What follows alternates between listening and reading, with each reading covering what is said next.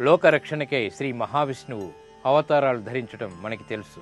అందులో కూర్మావతారం కూడా చాలా ప్రధానమైనది. జ్యేష్ఠ శుద్ధ ద్వాదశిని మనం కూర్మ జయంతిగా వ్యవహరిస్తాం. మరి ఈ కూర్మావతారం యొక్క విశిష్టత ఏమిటో పరిశీలిద్దాం. కృతయుగంలో దేవదానవులు అమృతం కోసం క్షీరసాగర మథనం చేశారని చెప్తారు. ఆదిశేషుడు తాడుగా, మందరగిరి కవ్వంగా చేసుకుని సాగరాన్ని చిలుకుతుండగా మందరగిరి సముద్రంలోకి అమాంతం జారిపోతుంటే దేవతలు, రాక్షసులు శ్రీహరిని ప్రార్థించాలని పురాణ ప్రవచనం.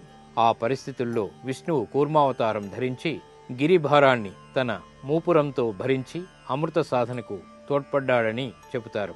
స్వామి దశావతార వైభవంలో ఒక్కో అవతారం వెనుక ఎన్నో విశేషాలున్నాయి. ప్రతి అంశము ఆ అవతార పురుషుని లీలా విన్యాసాల్ని ప్రకటిస్తుంది.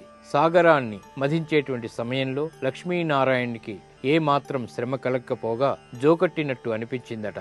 ఈ జగన్నాటక సూత్రధారి లీలా మానుష వేషధారి మందరగిరిని సహిస్తూ అలవోకగా నిద్రలోకి జారుకున్నాడు.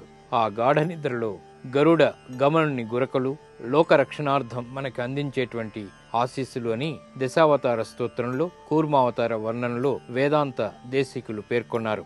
అమృత కూర్మ నారాయణునికి జ్యేష్ఠ బహుళ ద్వాదశి నాడు కూర్మ జయంతిని పురస్కరించుకుని విశేష ఉత్సవాలు జరుగుతాయి. ఈనాడు చేసేటువంటి విష్ణు సహస్రనామం పారాయణ సాక్షాత్తు మహావిష్ణువు యొక్క అనుగ్రహాన్ని కలిగిస్తుంది, గ్రహాల యొక్క పీడని తొలగిస్తుంది.